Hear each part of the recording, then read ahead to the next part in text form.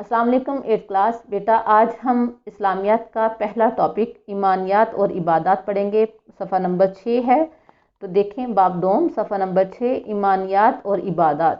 ایمانیات یعنی اللہ پر ایمان لانا کیا ہے اور عبادات میں کیا چیزیں شامل ہیں۔ تو ایمانیات میں یہاں سب سے پہلا ٹاپک دیا ہے عقیدہ آخرت اور تعمیر سیرت میں اس کا کردار، یعنی عقیدہ آخرت کیا ہے، آخرت پر ایمان لانا کیا ہے اور اس کا ہماری سیرت پر کیا عمل دخل ہے۔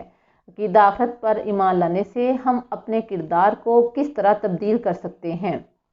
عقیدہ آخرت اسلام کے بنیادی عقائد میں سے ایک ہے، جس کے بارے میں اللہ تعالیٰ نے قرآن پاک میں فرمایا ہے وَلَٰكِنَّ الْبِرَّ مَنْ آمَنَ بِاللَّهِ وَالْيَوْمِ الْآخِرِ۔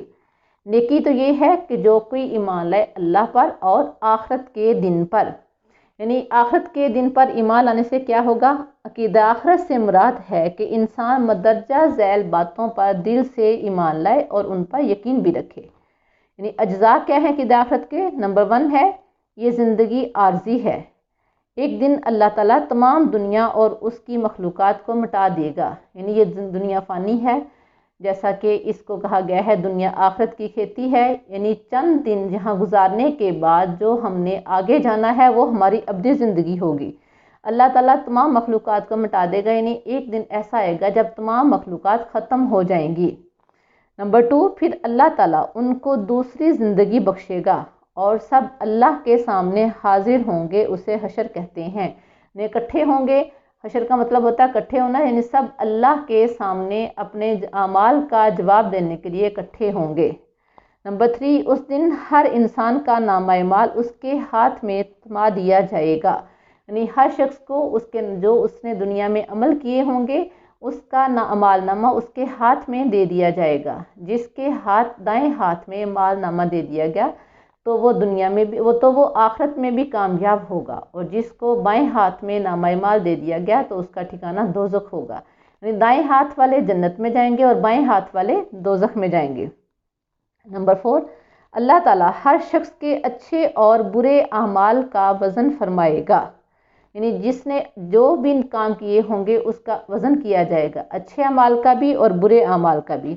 جس کی نیکیاں اللہ کی میزان میں برائیوں سے زیادہ وزنی ہوں گی اسے بخش دے گا، یعنی جس کے نیک اعمال کا وزن زیادہ ہوگا اللہ تعالیٰ اس کو معاف فرما دیں گے، اور جس کی برائیوں کا پلہ بھاری ہوگا اسے سزا دی جائے گی، یعنی اس کو جہنم میں داخل کر دیا جائے گا۔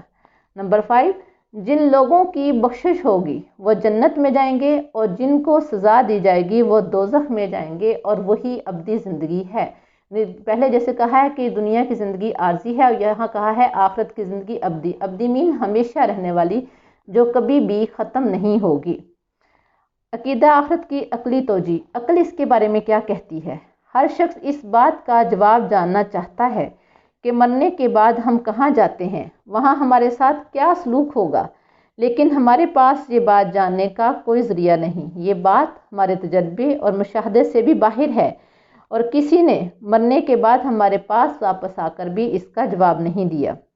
امین اور سچے رسول صلی اللہ علیہ وآلہ وسلم کے پاس اس کا یقینی علم اس دنیا کے خالق و مالک کی طرف سے بھجوایا ہوا ہے، اور ایک اطمینان بخش جواب ملا ہے، اس سے مان لینا ایک معقول بات ہے۔ اللہ تعالیٰ کے رسول صلی اللہ علیہ وسلم پر ایمان رکھنے والا ہر شخص عقیدہ آخرت پر ایمان رکھتا ہے، کیونکہ یہ عقیدہ ہمارے سچے رسول صلی اللہ علیہ وسلم کی زبانی ہم تک پہنچا ہے، اور آج تو علم و عقل بھی اس بات کی تائید کرتے ہیں، یعنی آپ صلی اللہ علیہ وسلم ان ہوا الا وحی یوحیٰ وہی فرماتے ہیں جو اللہ کی طرف سے آپ کی طرف وحی کی جاتی تھی۔ تو آپ صلی اللہ علیہ وسلم نے جو فرمایا اس سے ہمیں پتہ چلتا ہے کہ عقیدہ آخرت کیا ہے، یعنی جو ہم دنیا میں کام کرتے ہیں اس کی ہمیں کیسے جزا و سزا ملے گی۔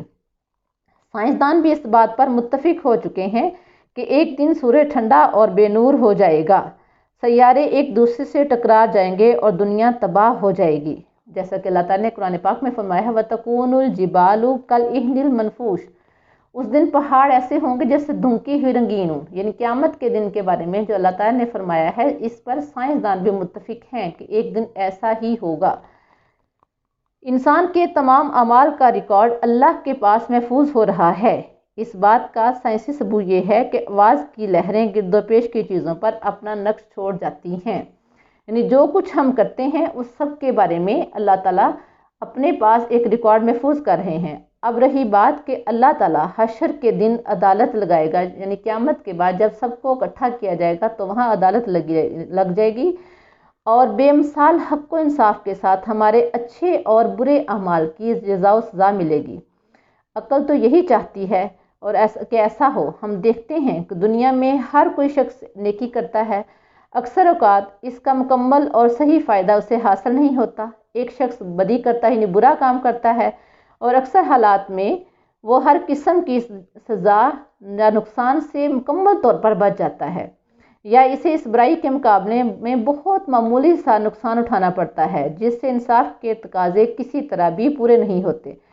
ایسی ہزاروں مثالوں کو دیکھ کر عقل انسانی مطالبہ کرتی ہے کہ مکمل جزا و سزا کا ایک دن ضرور ہونا چاہیے۔ پھر اللہ تعالیٰ اس بات پر قادر بھی ہے، اسی نے کائنات کو پہلی مرتبہ پیدا کیا، اور دوسری مرتبہ پیدا کرنا پہلی مرتبہ پیدا کرنے سے زیادہ آسان ہے۔ اللہ تعالیٰ نے خود بھی قرآن پاک میں فرمایا ہے کہ جس نے پہلی دفعہ پیدا کیا اس کے لیے دوسری دفعہ پیدا کرنا مشکل نہیں ہے۔ تو بیٹا یہ ہمارا آج کا لیسن ہے، اس کو آپ نے اچھی طرح سے یاد کرنا ہے۔ السلام علیکم ورحمۃ اللہ۔